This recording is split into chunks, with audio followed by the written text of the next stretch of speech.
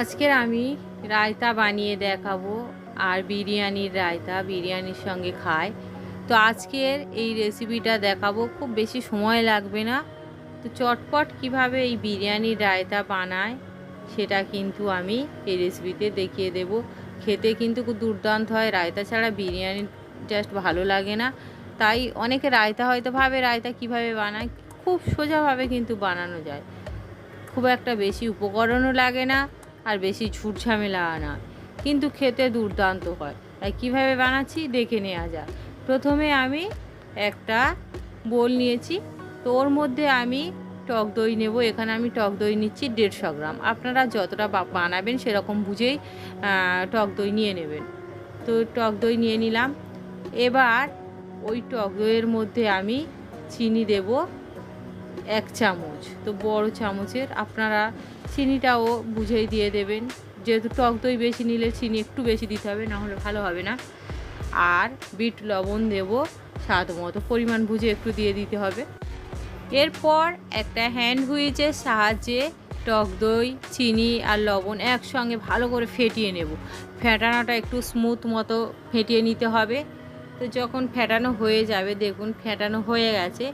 এবার আমি ওর মধ্যে আর বাকি উপকরণগুলো দিয়ে দেব একে একে।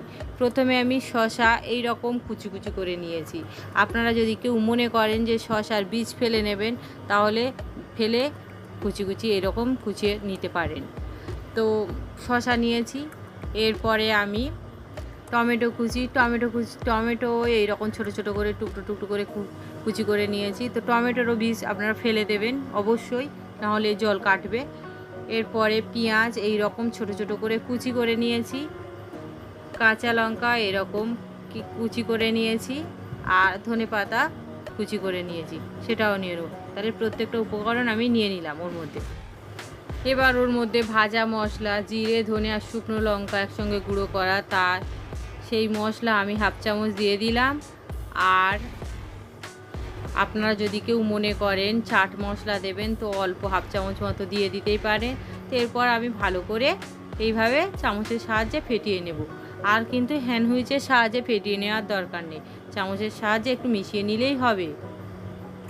এইভাবে আস্তে আস্তে একটুখানি ভালো করে ফেটিয়ে নেব। ফেটিয়ে নেওয়া হয়ে গেছে দেখুন।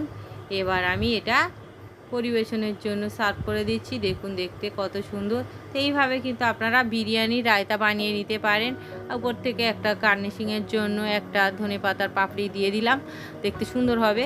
কিন্তু আপনারা অবশ্যই বিরিয়ানি বানালেই একবার হলেও রায়তা বানিয়ে বিরিয়ানির সঙ্গে খেয়ে দেখবেন, খুব সুন্দর লাগে। কিন্তু অবশ্যই আপনারা বানাবেন। আর কেমন হয়েছে সেটাও কিন্তু আমাকে জানাবেন। আমার এই রেসিপিটা কেমন লাগলো আমাকে কমেন্ট করে জানাবেন। যদি ভালো লাগে তাহলে আমার চ্যানেলকে লাইক, কমেন্ট, শেয়ার ও সাবস্ক্রাইব করে পাশে থাকা বেল আইকন প্রেস করে দেবেন, যাতে আমি পরবর্তী ভিডিও দেওয়ার সঙ্গে সঙ্গে আপনারা প্রথমেই দেখতে পান। সবাই ভালো থাকবেন, সুস্থ থাকবেন। ধন্যবাদ সবাইকে। দেখা হবে পরের রেসিপিতে।